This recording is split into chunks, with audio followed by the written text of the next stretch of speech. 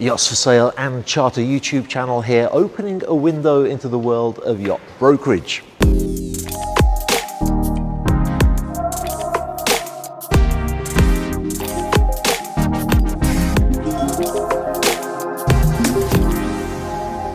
Actually, a part of yacht brokerage is being familiar with the yachts that are built in various parts of the world. And today I'm with my team at 7:30 in the morning in Istanbul, visiting Turquoise, which is one of the most important super yacht builders on the world scene. They've kindly offered to show me how a yacht is built, right from the cutting of the first metal plates up until the time that it's delivered to the client. It's an exciting prospect. I asked them for permission to film as we go along the way, so join me for the ride.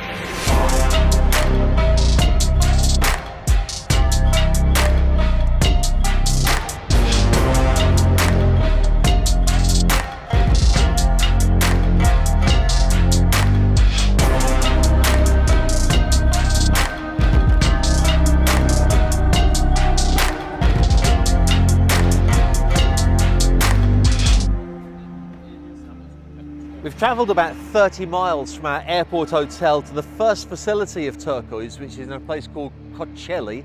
This is Tim Levent Yordu, who not only watches the YouTube channel, but is also a marketing specialist with Turquoise Yachts and invited us to this tour, which is very kind of you, Tim. Great having you here. And really, we've started here because this is where the yachts start. This is where they cut the metal to make the hulls and the superstructures. They have 4 different sheds, and Tim's going to show me around them right now.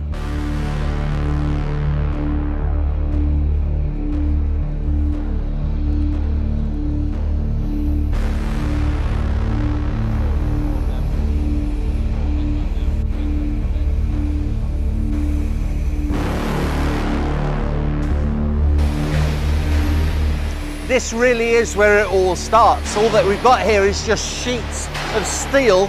This most likely is going to be a deck by the look of it, because the decks on a lot of these yachts, of course, have a steel base before they then put the teak on top of it. This, I suspect, is going to be a reinforcement, but this really is day one of the life of a super yacht, just in its rawest form.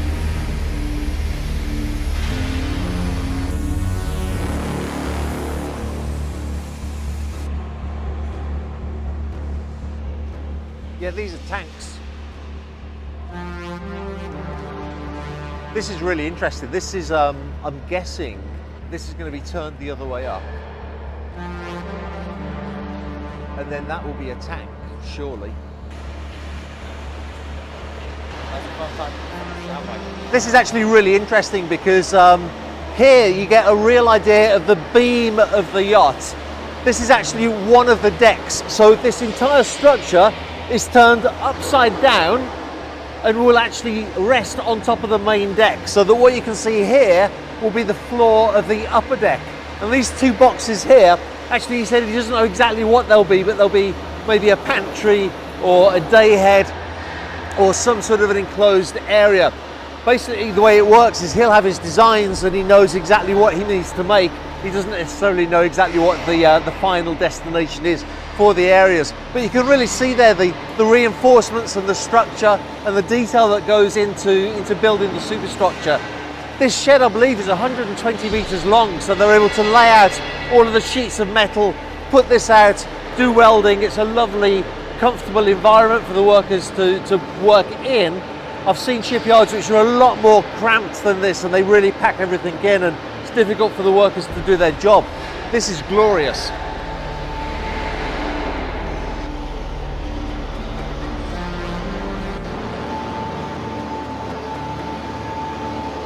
So that's the superstructure for the 79 meter.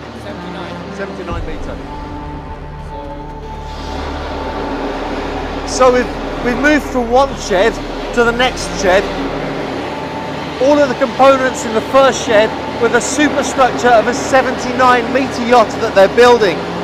Here we have something totally different, because some time ago the shipyard bought a partially finished hull of a schooner. They worked with Dykstra Naval Architects to convert the hull to a sloop hull, and they're actually building this 51 meter sloop in this shed. I suspect this is a project of passion for Mehmet. Certainly is. big sailor. He grew up sailing dragons on the Mediterranean Sea. So Mehmet is the founder of Turquoise. I met him yesterday. Such a charming man and so passionate about yachts. And he's taken a big interest in this project. And this is being built on spec as a 51-meter sailing sloop with a very classic line. When we edit this video, I'll show you some images of what it will be like when it's finished.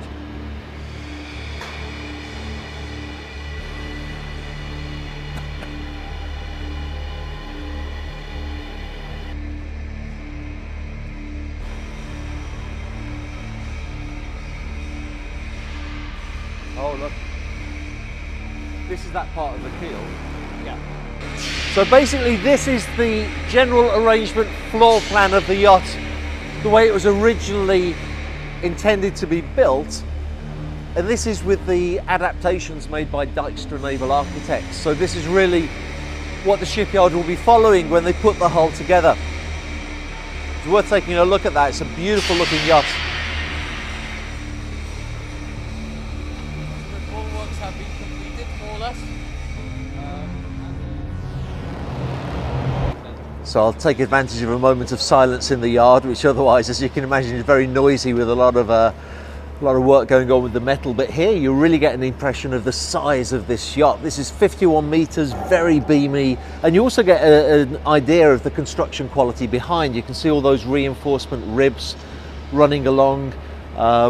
You can see that they've actually heightened the bulwarks on the side. That was a modification they'd made to the original design because they felt that's a little bit safer when you're out long distance cruising.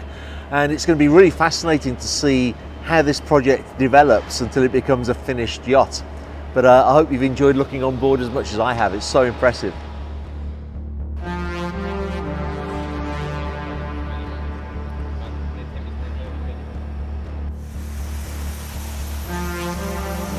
Well, this is interesting. This is a brand new CNC cutting machine. It's actually built in Turkey. And maybe one of the things that I really want to put across to viewers who've never been to Turkey is this is an incredibly industrial country.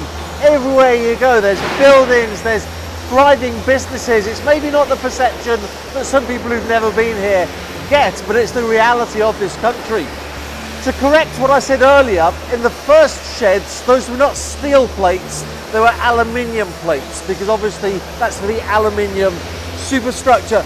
But this machine can cut steel, cut aluminium, cut chrome, and it's obviously being kept very busy.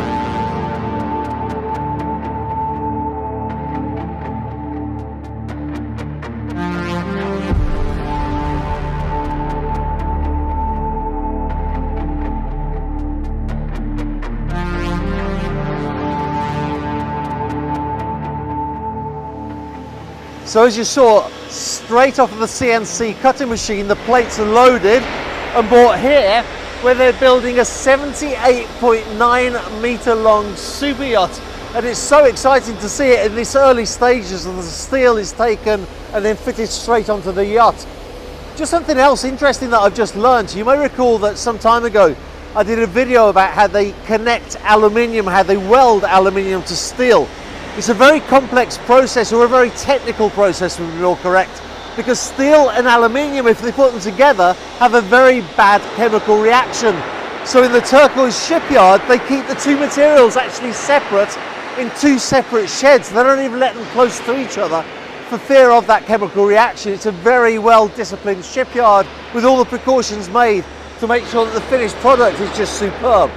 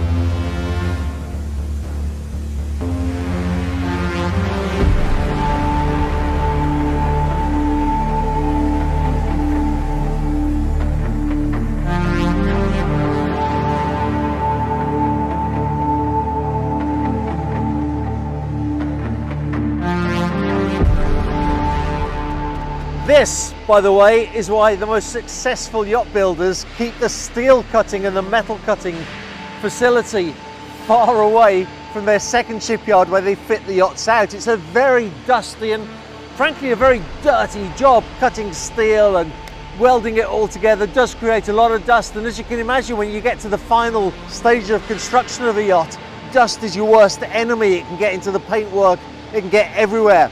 In this case, the Turquoise fitting out facility that we'll be looking at later is about 30 miles away, back towards the airport. And Turquoise took this so seriously that they took their fitting out facility from this end of Istanbul, where there's a lot of industrial work going on. There's soot from the stacks of those big oil tankers and cargo ships that you can see. They took it 30 miles away to be away from all that industrial pollution so that they could have the cleanest possible working conditions. Another thing worth mentioning is that this 79-meter yacht, of course, now has to travel 30 miles to the fitting out facility. One of the reasons they have this big dock area that's actually right in front of me and behind you is that it enables them to transport the hull a lot more easily, but we'll be seeing how they do that a little later. First, I want to show you something very interesting just over there. So I wanted to show this to you because while on the one side we have the 79-meter yacht at a very advanced stage of construction, over here, that curved structure there is the very first plates being put together for the keel of an 87-meter yacht. It will be the largest yacht ever constructed in Turkey. And to be able to see it at this point and then know that in the future we'll be able to see it as a finished yacht, I think is really quite exciting. So that's why I wanted to show that to you.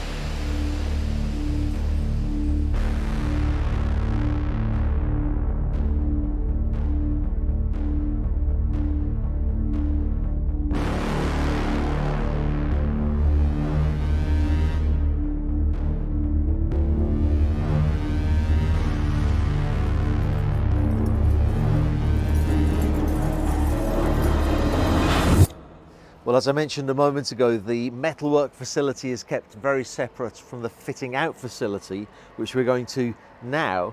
But first, we're going to visit a third facility where they do the interiors, which again are made separately. So basically the metalwork and the interiors come together at the third facility where it's all put together. Let's go and have a look at the interiors now.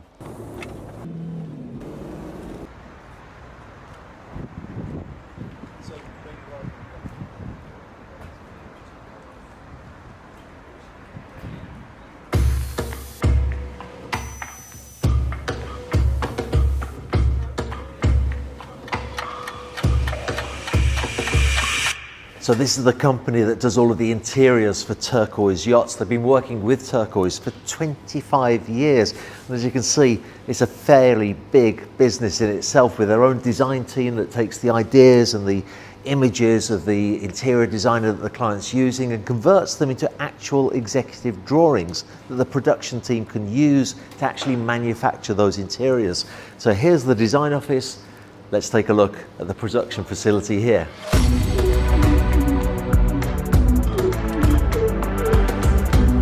So this part of the factory is really where the plywood is kept because, as you know, on yachts, weight is a big factor, and so a lot of marine grade plywood is used. From the design team, executive drawings are put onto the computer, that information is fed into the cutting machine, and then you can see here that this machine cuts the plywood to the exact size that it needs to be.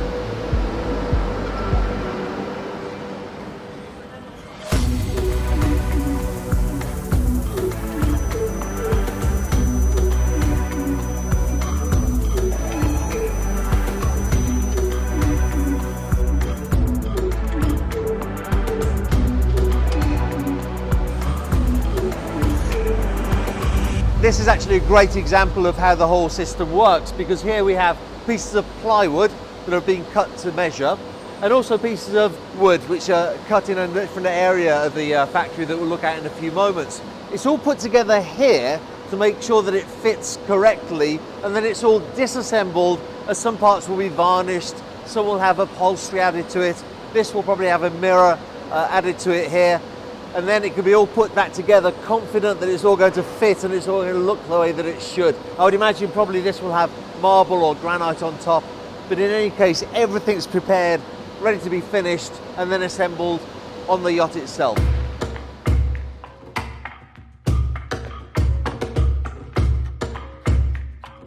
These are the veneers. They take obviously a piece of wood and they cut it very, very finely to form the veneers for the final cabinetry. And you can see this is obviously a very skilled workman here who's actually applying the veneers to that marine plywood. And the final effect that you see on yachts, and you'll see many of my walkthrough videos, is really spectacular.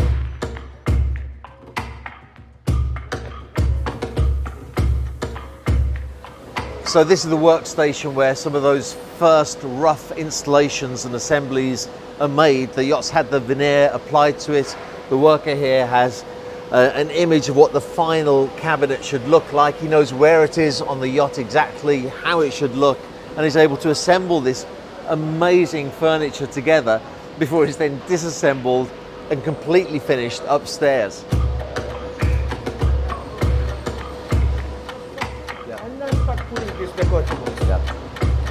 That was really interesting actually, because I've often noticed on yachts that they'll have plywood on the floor while the yacht's being constructed with various lines in the plywood, which is really a template as to where the various pieces of furniture have to go.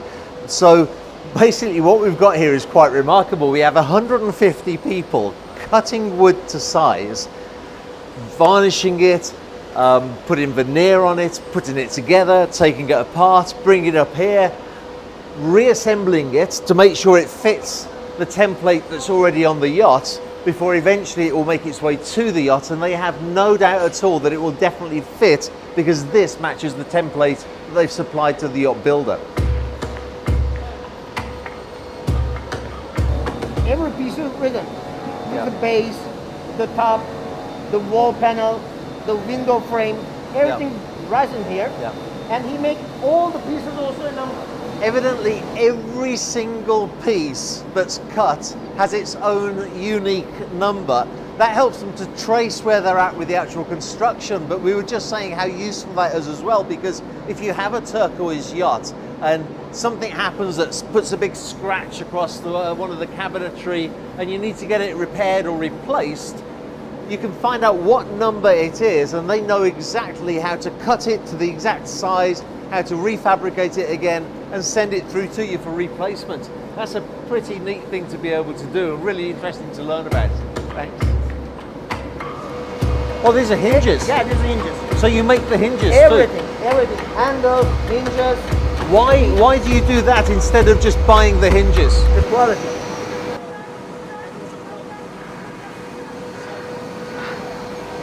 Another very interesting thing, this is a hinge of a door on a turquoise, and I said to him, why do you make the hinges? Why don't you just buy them? Without hesitating for a second, he said, quality. Quality. They can control the quality, the actual shine on it's better, the quality of it's better, it will be more long lasting. Really interesting stuff to know that even the hinges are made here.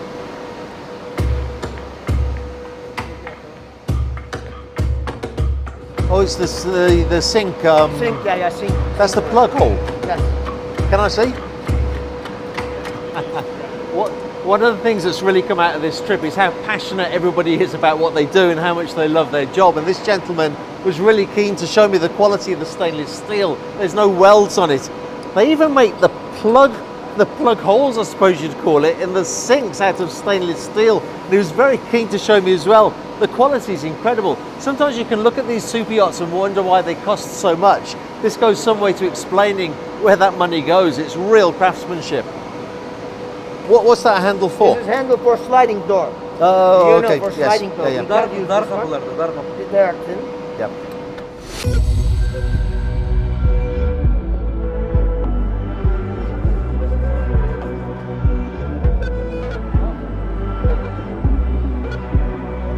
Wow.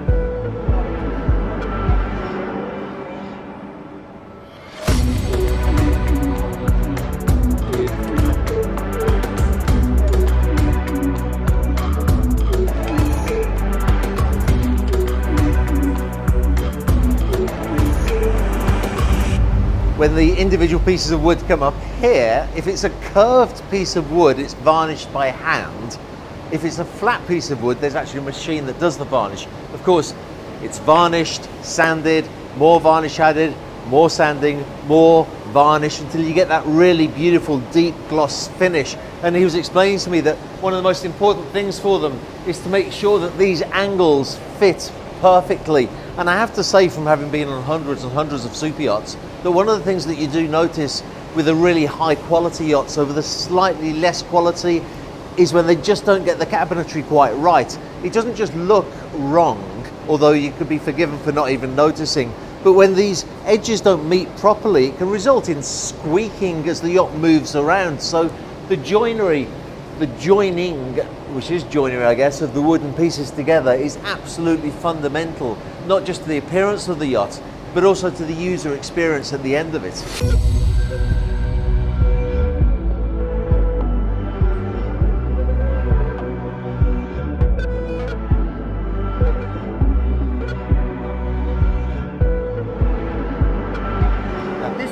I'm master for the Yep. varnish, the varnish work. So there's not much you can do once that starts to go milky. Yes. Yeah. Exactly the process. Another interesting conversation regarding quality control. As you remember, every single piece has its own unique number that goes in this book. And when it's finished, in this case, it's a beautiful piece of lacquered, I believe probably plywood, but beautifully lacquered. There's no orange peel, it's lovely shine to it. And so then the quality controller will come along, he'll tick it off as having been a completed piece of wood in the book. If it's good, it gets this sticker on the back. Otherwise, a note goes into the book as to exactly what the problem is, and they can decide how to handle that problem. It might be something they can repair, or otherwise they'll have just to have to redo the piece altogether. Then when it gets to the shipyard, again, they go through the book number by number at the shipyard to make sure that each piece is absolutely perfect as it should be.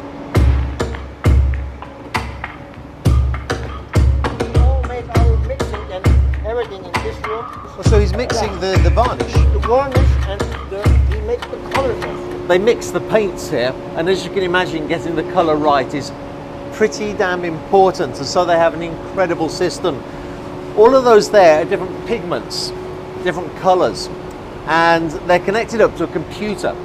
The computer will say exactly how many kilograms of yellow and how many kilograms of red need to be mixed. So they get mixed from these pigments here, connected to the computer.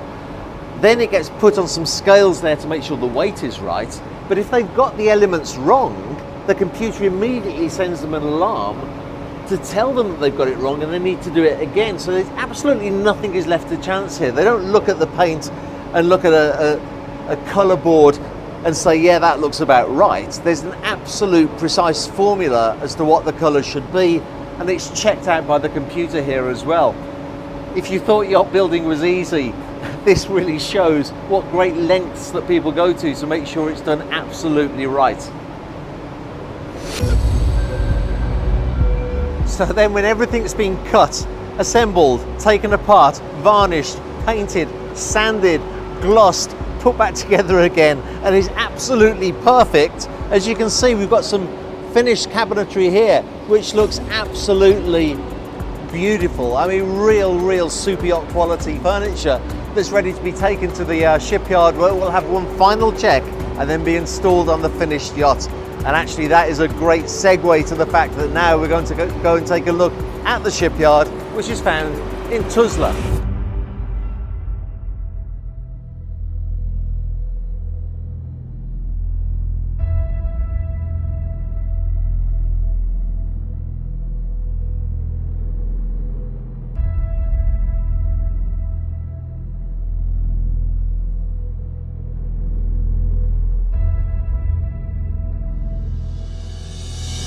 The construction facility here in Tuzla is where most of the clients will probably go to actually see the yacht being built. It's a pretty impressive facility, as you can see.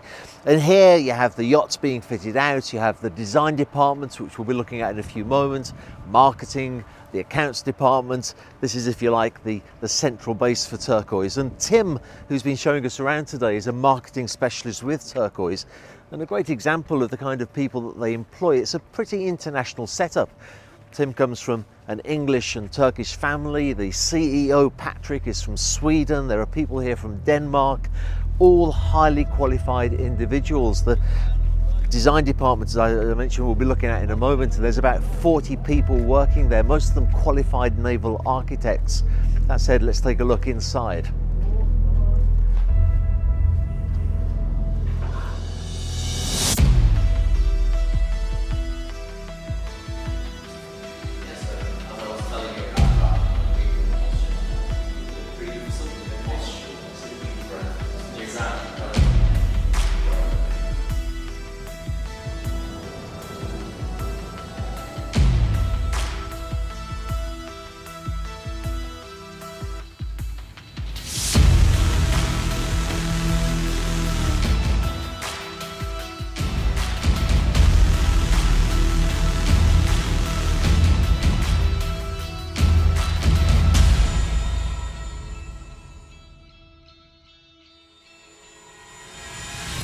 It's actually really good of Turquoise to allow us to film here today, because they've got so many yachts in construction, and some of the newer yachts are bigger than ones that they've ever built before. They're having to completely rearrange and expand their office facilities. As you know, we're in the design office now. There are things in boxes ready to be moved to other locations. This floor actually wasn't down yesterday. They've just finished laying the floor. Other areas in the shipyard are completely being refurbished. So under those circumstances, I think it's really rather decent of them to let us film here. Now, the design office does a lot more than just drawing yachts. There are so many different projects on the go all the time. Turquoise are well known for working with different designers, Vallicelli, H2, all kinds of different worldwide designers. And of course, the design team have to interact with those external designers. Apart from that, there's technical jobs to do. They have to look at the naval architecture of the yacht. They have to look at details like the air conditioning, the AV system. They have to interact with suppliers. They interact with the furniture company that we've just been to see. They have to look at every little detail, from hinges on doors to the layout of a carpet to where the lighting is going to go. So this is a particularly busy and essential part of the Turquoise operation.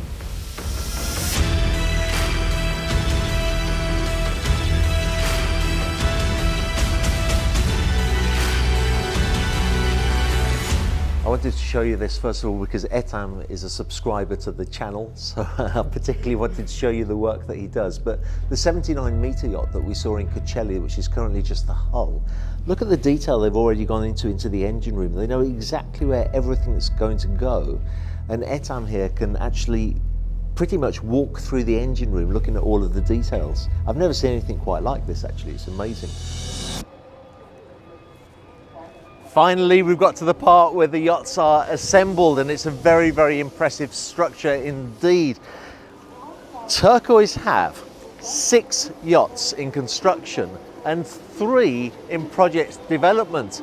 Only one of those yachts is actually not sold to a client, and that's that large sailing yacht, Rainbow 2, that we saw earlier. Interesting opportunity for somebody to take a look at if they're wanting to buy a large sailing yacht. But particularly interesting is the various stages of construction that we've seen. Earlier in Cocelli, we saw the beginnings of that 87-meter, and then earlier today there was a practically finished yacht, Vallicelli design, which we saw leaving to go off on its sea trials. So you have beginning, end of construction, and just about everything in between.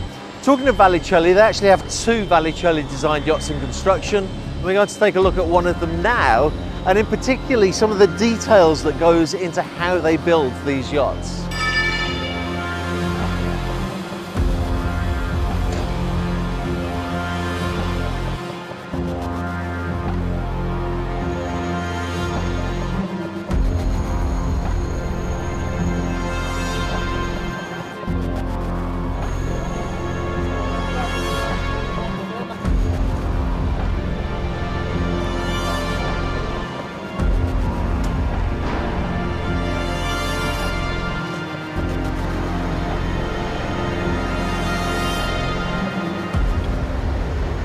We're on the 75-meter Vallicelli designed yacht, and I really wanted to show you this because it's quite ingenious. This whole area will be dedicated really for a beach club, and as you can probably see through there, it'll have side opening doors and also a rear opening transom door. Now typically what happens with the rear opening transom doors is they'll either be hinged from the top and they'll open upwards, in which case they create a lot of shade, which is not always desirable, or they open up as a swim ladder, in which case this area has to stay open.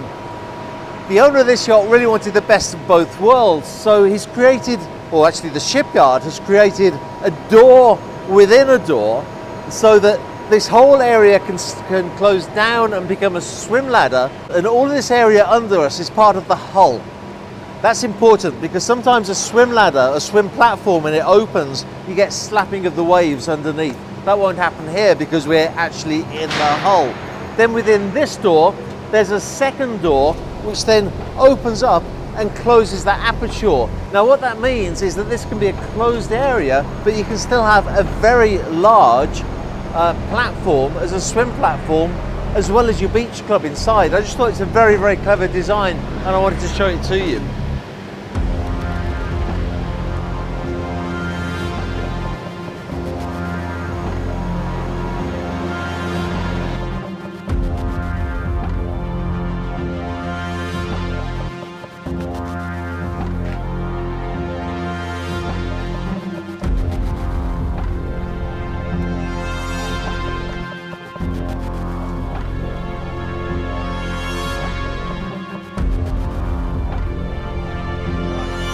Either here or there.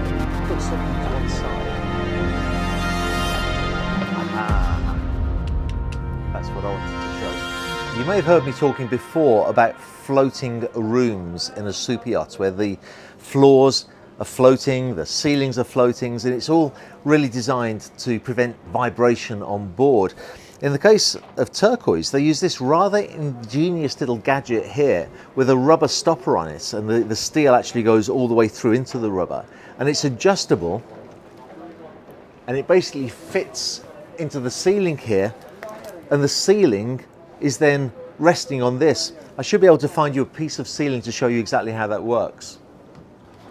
So actually I couldn't find a panel to show it to you, although we're getting some close-ups of a piece already fitted. But basically this fits into a groove that then the ceiling hangs on to give the anti-vibration that it needs. But the groove also allows the panel to be moved, slid backwards and forwards, so it has a perfect fit on the ceiling. Again, I thought it was a rather ingenious design, and it's a design that was done by Turquoise themselves, so it's quite unique to their yachts.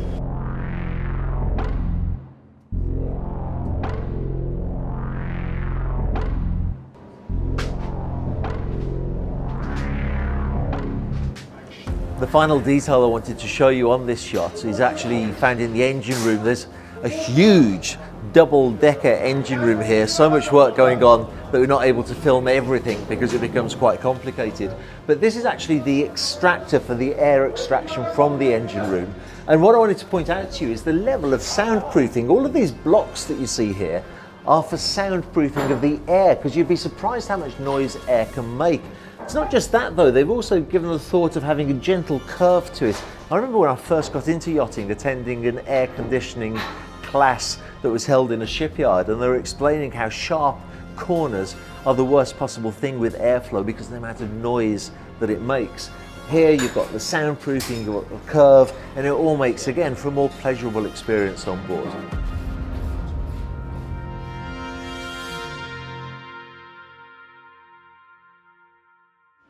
Well, to put things in context, the yacht that we've just looked at started life in that first facility there in Cocelli, 30 miles away.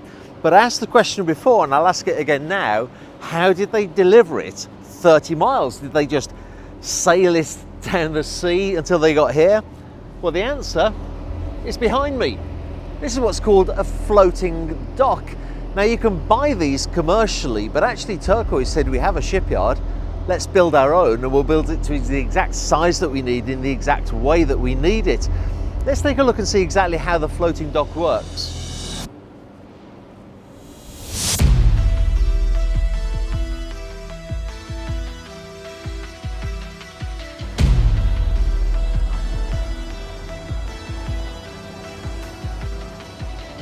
So as you can see, this is an absolutely huge platform, and it was built so it would be exactly at the same level as the dock in Coachella, allowing the workers to trailer out that huge hull that we saw.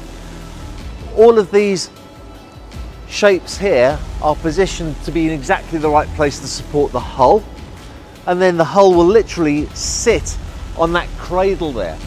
So the entire structure sails all the way to Coachella. The hull is loaded on, then it's brought all the way here and offloaded and put into one of those 4 sheds that we've seen where the yacht can then be completed. Then it's brought out as a completed yacht. It's put right back on there again. And underneath my feet are huge tanks that fill with water, allowing the entire floating dock to actually become a sinking dock. It literally sinks, leaving the yacht floating on the water, where it can just sail away and go back into position at the dock and have basically the sea trials and be delivered eventually to the owner as well. It's a fantastic system.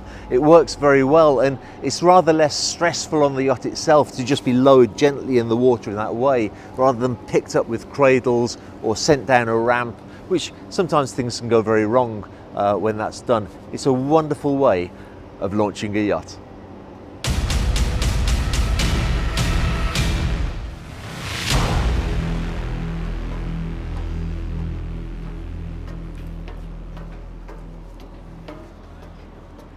And that is how they build a yacht at the Turquoise shipyard. One facility in Coachella to do all the metalwork with all the right equipment, custom built transport to bring it down here to the second facility, and of course a separate location for all the interiors, so it all comes together to make some of the world's most wonderful super yachts. I have to say, from this visit, I as a broker would not hesitate to bring a client to this shipyard. I find the facility to be modern, clean and efficient. The management's fantastic and multinational. Patrick, who I did a live stream with yesterday, is extremely eloquent and the kind of guy that you'd feel you could trust with a big contract. And of course, it's a great location, very close to the Sabiha Gökçen airport in Istanbul. If you do fly in here, make sure that you do fly to that airport, because it's so close to Tuzla. And I hope you do fly in here one day. I hope you are able one day to buy a super yacht, but if not, Turquoise is certainly a brand to dream about.